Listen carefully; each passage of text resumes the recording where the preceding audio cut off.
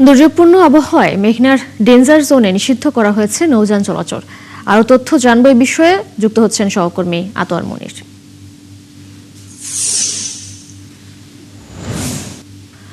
আতোয়ার, নিষেধাজ্ঞা উপেক্ষা করে নৌযান চলাচলের বিষয়ে নৌ পুলিশ ও কোস্টগার্ড কোনো পদক্ষেপ নিয়েছে কিনা জানাবেন।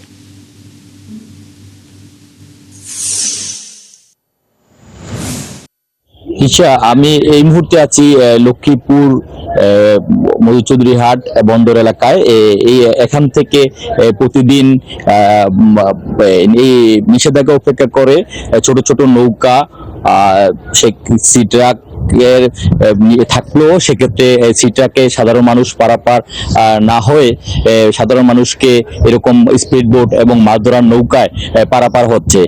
আর এছাড়াও লক্ষ্মীপুরের রামগতি থেকে ভোলা যাতায়াত করছে এবং সেক্ষেত্রে চরগজারিও নিষেধাজ্ঞা উপেক্ষা করে যাতায়াত করছে। তো এখন আকাশের অবস্থা অনেক মেঘাচ্ছন্ন এবং এই মুহূর্ত কিছুক্ষণ পরে যখন লক্ষ্মীপুর হয়ে 15 জেলার মানুষ ভোলা, বরিশাল, অন্য জেলায় যখন যাতায়াত করবে তখন তারা আসতে যখন শুরু করবে, ঠিক তারপরে এখানকার যে ছোট ছোট কাঠের নৌকা হয়ে তারা ভোলা এবং বরিশালের উদ্দেশ্যে যাতায়াত করবে। তবে আমি আপনাকে জানিয়ে রাখি, কিছুদিন আগেও এই লক্ষ্মীপুর মধুচৌধুরী হাট থেকে তারা বন্ধু সহকারে কয়েকজন এই ছোট ছোট নৌকায় ঘুরতে গিয়ে নাফরার দেশে চলে গেছেন, একজন মারা গেছেন এবং সেক্ষেত্রে ডুবুরিরা এসে সেই মৃতদেহ মতিরহাট এলাকা থেকে সাধারণ মানুষ যখন বাঁচতে দেখে তারপরে তাদেরকে উদ্ধার করে।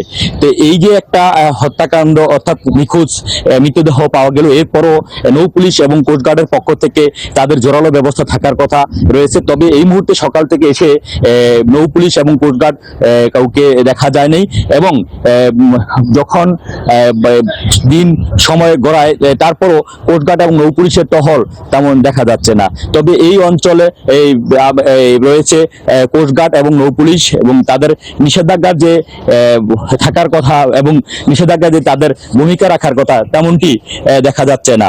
তবে এই নিষেধাজ্ঞায় সাধারণ মানুষ ভাবছে যে জোরালো ভিত্তিতে নৌ পুলিশ এবং কোস্টগার্ডের খুব দ্রুত তাদের ব্যবস্থা নিতে, তাদের দেখা এবং বিষয়টি জরুরি দিয়ে তাদের দেখার দায়িত্ব কথা বলছেন সাধারণ মানুষ।